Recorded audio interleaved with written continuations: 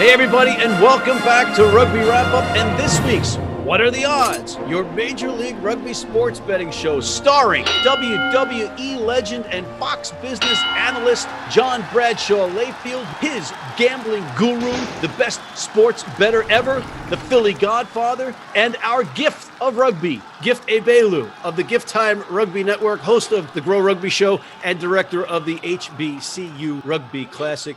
Guys, a wild, wacky weekend of Major League Rugby. 3-3-3 for me, you, and the Godfather, John. But Gift, not so much. If we were just going against wins and losses, the thing would have been much better. But we want to go against the spread. We want to do the spread. But that's what we do here. And as a result, you got the wooden spoon again this week. You're the rightful owner. Call shenanigans. That's all I say. Call shenanigans. My predictions were right. My numbers, who needs numbers? We only care about black and white in this situation. Wins and losses. Wins and losses. It's about the spread. The name of the show is What Are the Odds? Gift. Godfather, you've gambled millions of dollars over the years. You've won millions of dollars, lived in a big mansion, got alpacas and all kinds of fancy cars because you're so successful. How does that work when you go up to the sports book and say, hey, listen, my team won? You know what they do? They laugh at you and they just rip up. Back of the line, get out of here. So I won't mention that you were 1-5. We'll just leave that as the graphic gift. But well,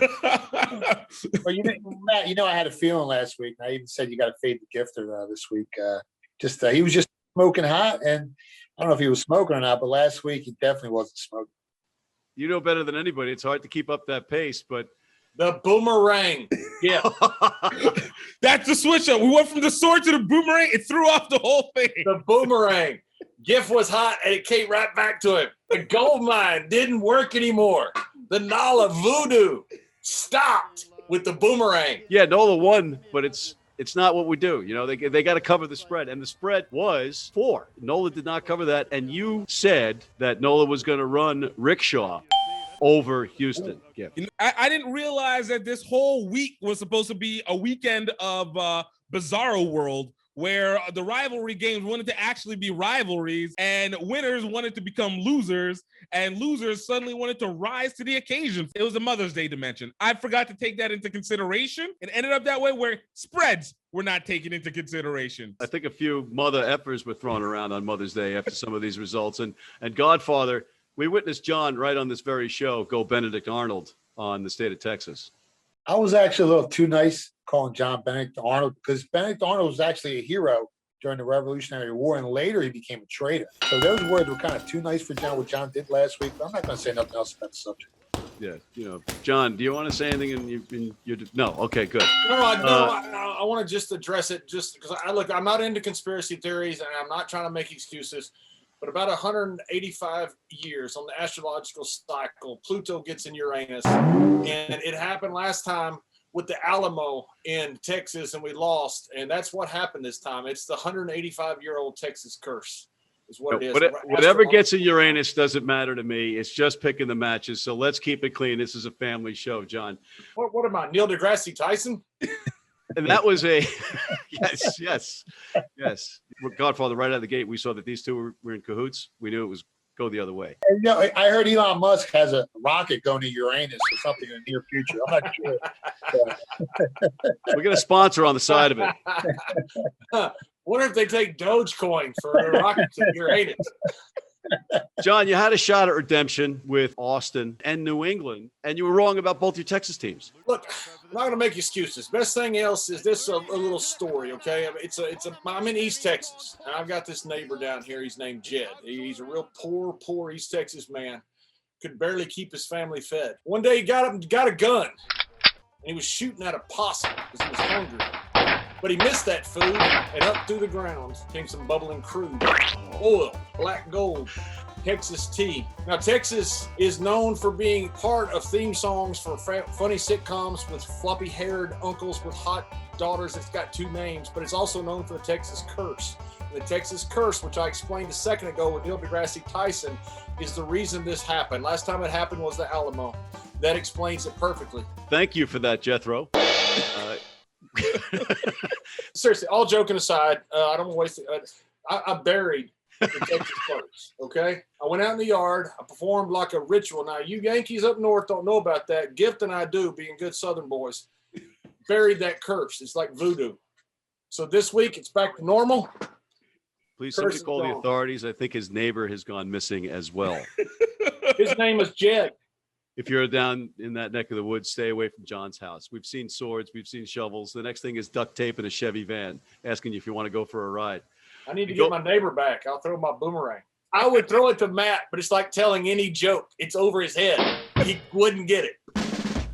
Go ahead. I'm an easy target. Come on. Keep coming at me. Just keep coming at me. It's okay. Atlanta at Toronto. In Atlanta, Fire and Ice Cup, the first one, the Arrows had a meltdown. Just seconds away from winning this match. All they had to do was hold on to the ball. They take a penalty. This is where Atlanta's got some set of Scott Lawrence. They kick to the corner, get a line out, and then go in for the try after time has expired. Unbelievable match, but not if you're betting on the game, Godfather. Yeah, I mean, we had the right side. We had Atlanta. Toronto, after putting up 50 points 2 weeks in a row, they came out flat against NOLA. And again, against Atlanta, they just couldn't find a way to win. Atlanta has the big cojones, like you said, and they won the game at the end. And we covered the spread, and we won some money. Gift, any Sadiddy stuff going on there with Atlanta in that win? Because I think you got that one right. I told you from the beginning, you look back at March 22nd. Toronto can't beat Atlanta at home. Schematics, baby. This is when Atlanta comes back into it. Atlanta is Atlanta. Sadiddy New Orleans will still rise even whenever the other New Orleans continues to rise and just happens to fall in a little bit of a numbers game. Is the topsy-turviness of Toronto. They come out strong, but don't trust those 52 points because they don't mean anything. John, for a 1-5 guy, the kid's got conviction. It made as much sense as my neighbor Jed. Struck gold, though. Struck gold. Up from the ground came some bubbling crude. Oil, that is. Black gold, Texas tea. Well, let's get through the algorithms of YouTube. We're going to get flagged on this, but we'll keep it. Next one up, Old Glory going into Utah, the track meet. It was a final score of 34-33 in favor of the Warriors, Godfather. Yeah, I mean, Old Glory was looking for a win. They had lost 3 of their last 4, and they were playing their hearts out. It's just Utah found a way to win, and even though we lost some money on the game, Utah was the right side, winning outright. But at the end of the day, the point spread's a great equalizer, and we couldn't get the cover. But DC was fighting for their lives. They played a tough match. John, your boys, you picked them. You won this one. Yeah, Philly Godfather's right. The DC boys, they were fighting for their lives, and they fought incredibly hard. You have 2 tries saving tackles by Old Glory, or it could have been over a little bit earlier. At the very end, Utah finds a way to score with an extra time, make the 2-point conversion. Would you trade your win and your earnings that you won on this game for an Old Glory win? So would I trade money for this pick? Because it was a correct pick with the points for an Old Glory victory. Judge says, no. I love my wallet. Yeah. Okay. That's where my loyalty is. That's the answer we wanted, John. That's the answer we wanted. Gift, do you have anything to say about this match? I got the winners. I picked the side correctly. Again, the Mother's Day massacre for my guesses, completely making something very beautiful into something very dark and ugly underneath with these spreads. So we'll let it go. Yeah, I have reminded him it's a gambling show. I think he's aware of it. We're only 9 shows in, so I think he's getting it finally. But is that game called the flat or the flow? Look, it is called being up in terms of accuracy, but not efficiency. All right, that's all it is. Feelings over facts. Los Angeles into Jersey City to face New York. New York won this one 18-16 while LA was laying 12. Only one of us got this one right. Guys, let's just check out this video real fast before we talk about the New York match. JBL. I am Mama Lizard here, and I don't want to hear you saying anything bad about my friend, the commentator, who does all the Rooney matches, who calls them, and is very, very good. So you'll be talking to me if that happens again. Okay? JBL. I'm in absolute shock. You are a stooge, an absolute stooge. You go to a fine woman like Steve Lewis's mother, who is a fine lady, a smart lady, and you tell on me? Unbelievable. You bury me? Actually, you buried yourself because you said it on the show. I said about the show about you going out drinking with the famous guy, Stephen the Lizard Lewis, and you getting some type of inside information, which obviously came in handy because you're the only one that picked New York. The snitches get stitches rule. Snitches get stitches. Your nickname is the Snitch from last week. We used to have this rule on the schoolyard. You know, whatever happened on the schoolyard stays in the schoolyard. And if the teachers say anything, you know, deny, deny, deny. For those who break the code, can't be held accountable for what happened afterwards. There was something funny about that game. I called timeout last week. There was something going on behind the scenes. I saw a guy that looked like you on the field. It ended up being Jimmy Batista. There was some envelopes involved. Something was going on. I knew something was fishy from the door. There was a missed penalty kick that was called good. Oof. Some kind of fix was there. I don't want to say, I don't want to make any accusations, but anytime you see Jimmy Batista at any stadium, there's something. Yeah. Hey, it's Jersey City. How you doing? Donahue, the referee, maybe? You needed a win. How you doing? But the point spreads aside, if they had lost that match on a kick that was a foot wide, Jersey City would have gone on fire. They would have went nuts. They would have threw Nathan's hot dogs onto the field. They would have threw the pretzels, slices of pizza. It would have been just ugly. Those New Yorkers up there are really tough, and I would hate to see what happened if that was the case. You know what LA didn't do? LA didn't run to Steve Lewis's mom. I will again in the future. Just watch your step, pal. Just watch your step. When she's boxing your ears.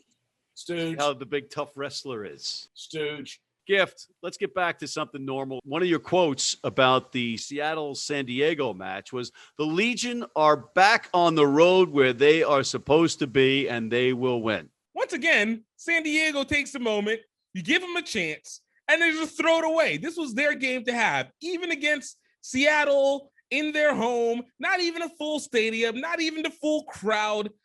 Now I just have to go, this is the battle of the worst at this point. I should have taken that into consideration. And San Diego has talent, but apparently they don't want to use it. They're going to let the Seattle team continue to run rickshaw on them. The Mother's Day massacre. Basically, San Diego is reeling right now. They've lost 5 of their last 6. While we saw some life in Seattle the previous week against New York, losing by 2 points. This is a team that I'm looking to bet moving forward. I think Seattle's starting to get things together, and I think you're going to be able to make some money on the Seattle team moving forward. Yeah, and the Seattle win looks a lot better after New York. They play very well at home. You know, they've been a league champion a couple times. I think they're starting to come around. I think so, too. And Starfire is a tough place to play. I don't care how beaten up they are when you go up there. That is a tough place to play. All right, guys, we got to take a quick break, but we'll be back with our picks, which are going to be very interesting if last weekend is any indication. So don't go away. We'll be right back. Been blind since I was 4. And I've never seen a beer commercial or a beer label. None of that stuff influences me. I drink beer because of the taste. And my beer's Pabst Blue Ribbon. It has the taste and the flavor. What do you think's on the label? I think there's a naked woman riding on a unicorn, jumping over fire.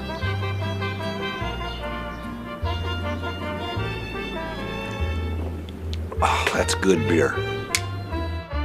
If you're in New York City and want to watch some great rugby, have some great food, and some great times, go to the world's best rugby pub, the Pig and Whistle on West 36th Street.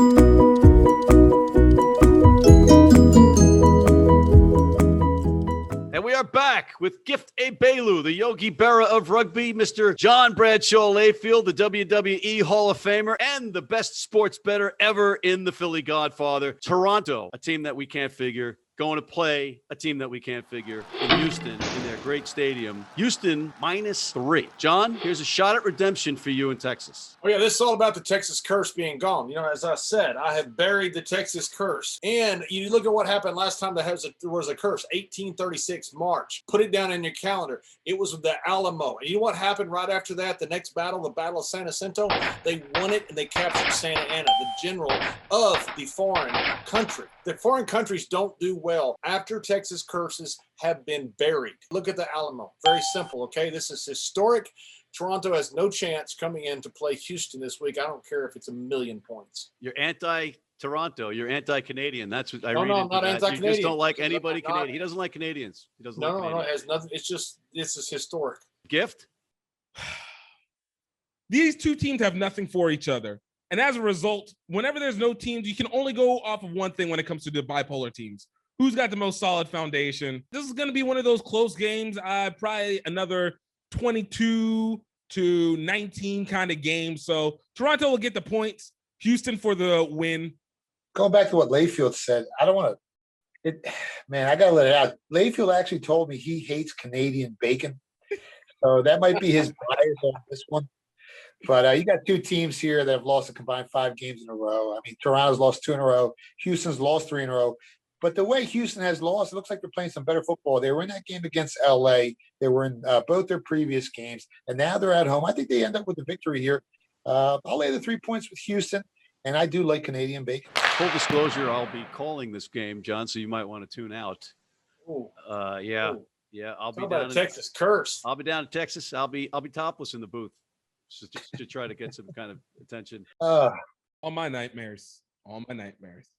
Because I'm going to be in the stadium in the state of Texas, I'd have to be crazy not to pick Houston, especially with Paul Emmerich down there, a friend of mine. But I am going to pick Toronto because I am stupid enough to continue to drink the Toronto Arrow juice. I'm taking the 3 points. Both of these teams are going to score over 25 points. The next one up is difficult. It's New York going into Austin, John. Austin -3 at home. You've got a team coming off a high, a team coming off a tough loss. You've got your fellow Texans in yet again. Yeah, New York had a bad game and a half. The last 2 games, the second half of the last game, they shut out Seattle in the second half. That allowed no points. Seattle had a chance to win it in the final kick, but didn't make it. It shows a lot, what Steve Lewis' influence is. And a big shout out to Mama Lewis out there, who's a big fan. We like her a lot. You can't do that now. You go both two. It's 2 sides of the fence. Layfield here. What? He's just right in the. You just keep going back and forth. Listen to me. So what I'm saying is it's hard to say. You're bullshit. That was a bad word. That was a bad word. There's no reason for that. Okay. Judge. How many props do you have over there? Rugby United scares me a little bit. Okay. It's kind of like Houston when Houston went 2 games without scoring and all of a sudden puts up 30+ points. A little inconsistency. So I'm going to go with the home state. I'm going to go with God bless Texas. And I'm going to go with the physicality of Austin. You finally made a decent point at the end there, but I'm going to listen to Gift before Godfather steps in with real information. Go ahead, Gift. Austin got embarrassed by proving that if you score over 20 points on them, they can't win. New York got this beautiful out of the blue win against the best offense. When you combine those two together, you get a team that is feeling way too good about themselves and a team that is feeling way too much like they owe something. And when you get the team that's at home and they feel like they owe something, this goes all to Austin. New York got a great win against LA. It was a pure flub, but you know what? Every once in a while, you get this quiet moment and Austin will come back as a result because New York does not feel like being consistent enough to get there. So big win going to Austin. Overall. What do you say, Godfather? I don't remember anything Gift just said, but I kind of agree with him. I mean, you got an awesome team here that, last week was the first time since the first week of the season that they gave up over 20 points. And this is definitely a letdown spot for New York. New York has a better record, but Austin has a better point differential on the year. Like I said, Austin has a better defense. New York coming off a big emotional win against an LA team. It's a letdown spot for New York. I like Austin here -3. You guys are, what are you, crazy? They just beat the Giltinis. The Gilgronis are the little brother of the Giltinis. They don't have any of the offensive firepower that the Giltinis have. New York is finally starting to click. This is a strong team, a mentally strong team. Plus, they'll kick my ass if I pick against them. So I am going with New York. All the way New York. Wait, Matt, what do you know that we don't know? This is the second week in a row that you sound so confident on this New York team. What's going on? I'm afraid of Dylan Fawcett. You don't know what it's like. Some wise guys up there in New York doing a couple things, you know what I mean? They play in Jersey City. I'm from Jersey City. I live in New York City. You do the math. I hear things. You might hear some things. You might some things, like whatever. You know, you might hear some things. Look, I happen to know something about fixed sports, okay? When I was WWE champion, it was legit. It was real. And I understand since Of course. they've had some fixed matches. Of course. But I'm worried about what is going on right now with you in this roller derby scenario of rugby. No sheriff in this town. John, your latest adopted team, the New England Free Jacks, are going into Atlanta. New England on the road -3. Yeah, this was tough for me. Atlanta plays really well at home, and New England scores a ton of points. This is a toss-up to me. You know what? When Philly Godfather says when it's a toss-up, go with the home dog. Home dog. Home dog. Let's go to Gift. New England just took on the best defense in MLR right now. Regardless of whatever you want to say about them, they're coming into like warm weather because, you know, I don't know what it is like up north, but I assume that it's just frosty constantly, just every single day. And now New England has the pleasure of having beat Austin. Atlanta's a good team, but Free Jacks are coming off a nice little high, and they're going to probably continue that on in the sweet, smooth grounds of life. This one's going to be points going to New England. Sedity New Orleans falls again. Godfather, that makes sense to you? I need some aspirin, but New England right now, they're smoking hot. They won 4 of their last 5. But if you look at these two teams, they got the same exact record, almost the same exact point differential on the year. This game's a coin flip, like John said. I'll take the speed with Atlanta at home. I'll take the points with Atlanta +3. Gift, you made sense to me, and you talked me into New England earlier against these two guys, and we won. And I think we got it, brother. I think we got New England. I'm feeling the Free Jacks. We got this? We got this? We're taking back the boomerang. Do the money line thing, Godfather, and double down and put squibs on it and maybe some up talk. And we'll get. Well, you're better off laying the points because the money lines are right around 160. So you would have to risk 160 to win 100. And if you lose, you're going to lose more money. Just lay the 110 on the -3. Okay. I'm going to lay the 110 on the -50. Next one up, Utah, going into Los Angeles -11, and they're playing at that fancy pants new stadium, John. Yeah, and this is everything emotional tells you, I think, to take the Giltinis here. You know, the Giltinis go up there, they lose a very emotional game up in New York. They score just the fewest points the entire season. Utah has an incredible home win with the last-second try to win the game over DC. They're going to have, I think, a letdown. The Giltinis are going to want to run rickshaw over Utah. I go at Giltinis here, and I don't think 11 points is enough. Gift, your buddy Rick Shaw was brought up again. What do you think? Is he going to have an influence on the game? I didn't even know he was on the roster, but apparently you finally got him into the league. So hey, he's the 16th man on the field right there, and I have to follow suit. The #1 media market in the country lost to the #2 media market in the country, and you think you're going to let that be stood to lose to the guys in the mountains? I don't think so. That's not happening. LA guys in the mountains. Look. The guys in the mountains.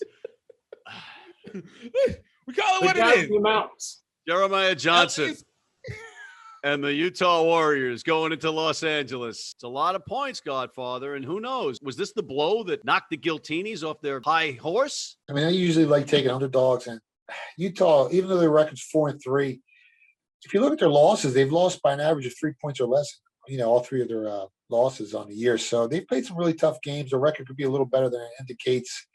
I like their point differential, but I think this is a bounce back game for LA. I think LA is going to make a statement here. I don't think 11 points is enough. Unless you know something again this week that no one else knows. I'm taking LA -11. Good question. I just know that LA, they were very impressive in person. They were the one team that came in here and didn't moan about the pitch. They were all smiles. They were like, this is great. It's rugby. They were all cool. They're very professional rugby players. And as a result, I think they're going to run the Road Warriors. Not necessarily out of the building because Sean Pittman's got those guys in Utah playing well, but I think it's going to be 14 points or better. Were they upset? Were they moaning and crying about the envelopes being passed around last week? They were like, hey, you know, I said, you got a problem with it? I got, you know. What do you want? You want your bus? You want the bus to work? You want flat tires? You want to get back to the airport? What do you want? You want a roadblock? What do you want? So the guys from the mountains. The guys from the mountains are going to lose to the professionals. John, who's that? Was that Mrs. Lewis, Mama Lewis calling you up? That was Mama Lewis calling me. And thank goodness, because she's a wonderful lady, Yeah. and I like her very much. And her son is a good man. He has compatriots that are not such good people. It's not undoing the He damage. hangs around with guys that are in ill repute. Your ass kissing is not going to undo the damage that's already been done. You're going straight to hell, and Mama Lewis is going to be driving you there. Okay. The next one Maybe up. I'll see the mountain guys there. Guys from the mountains, the Utah Warriors, next on Rugby Wrap Up. All right, Gift. New Orleans at San Diego. New Orleans on the road -5. New Orleans gets to go back into warm environment. That means it's going to be a track meet. Even San Diego playing well. Are you watching the Padres? Because San Diego Legion are not playing well. You got the we're not talking baseball here, guy. The advantage that San Diego is going to have is that New Orleans is on the road for the second time this year. This is going to be the gold with the points over San Diego in that beautiful, perfect weather, because you guys aren't even going to get any rain either. So it's just going to work out very favorably. Is it NOLA or NOLA? I'm not sure because Layfield had confused. How do I pronounce it? Seattle. NOLA. Seattle. Nala. Seattle. Nala. Seattle. I asked my neighbor, Jed. Jed told me it was Nala. Seattle. New Orleans coming off 2 wins, but they struggled a little bit against Houston. And if you remember when Seattle played Houston, they played them kind of tough. San Diego's lost 5 of the last 6. They're a hungry team. They're a wounded team. They need a win bad. I think 5 points on the road may be a little too much. Give me San Diego plus the 5 here. I think they're playing for their lives. New Orleans with NOLA Nate Osborne at the helm are going to win this one on the road for Gift, and they're going to cover the spread. All right, and I think we're on our last match, guys. Seattle at DC. John, your boys, your hometown, one of your 12 favorite teams in the league, -4 at home. Yeah, I was really pulling as a homer for DC last week. Yeah, you were okay with winning the money and them losing, and you said earlier that you wouldn't trade that for a win. It's all about my wallet. Yeah, I can move with money. If I lose, I'd have to come down there and live on the field. So, yeah, I prefer the money. Your Absolutely. materialism is actually laudable in this instance. Thank you very much. I think they're going to take it at home. Seattle's coming off a big win against San Diego, but when they lose big. They have a negative 100-point differential on the season. DC, I think, has lost 4 of their last 5. They're hungry for a win. I'll lay the 4 points with the home team. Give me DC -4. I agree with Layfield. Gift, can you talk me out of this? Because I'm agreeing with these guys. All right, I'm just going to throw some numbers out here. 42, 52, 57, 30.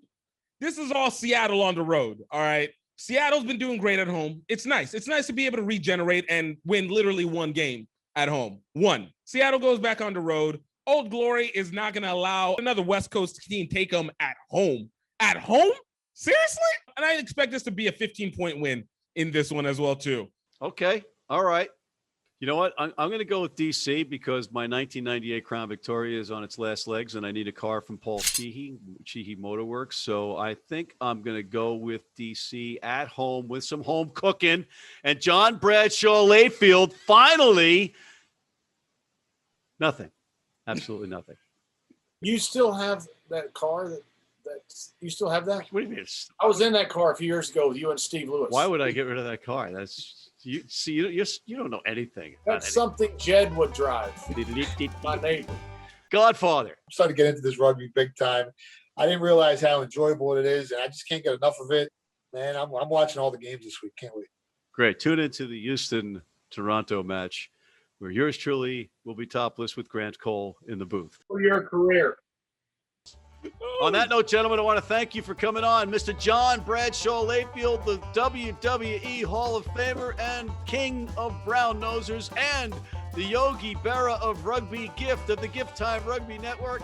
And last but not least, the smartest, the best sports gambler ever in the Philly Godfather. Thank you, gentlemen, and thank you for tuning in. And please tune in next week. But before you do that, check out our other segments, including our Major League Rugby show, our Global Rugby Recap, Martial Law, the Zack Attack, and please sign up for our American Red Cross Rugby Wrap-Up Blood Donor Team.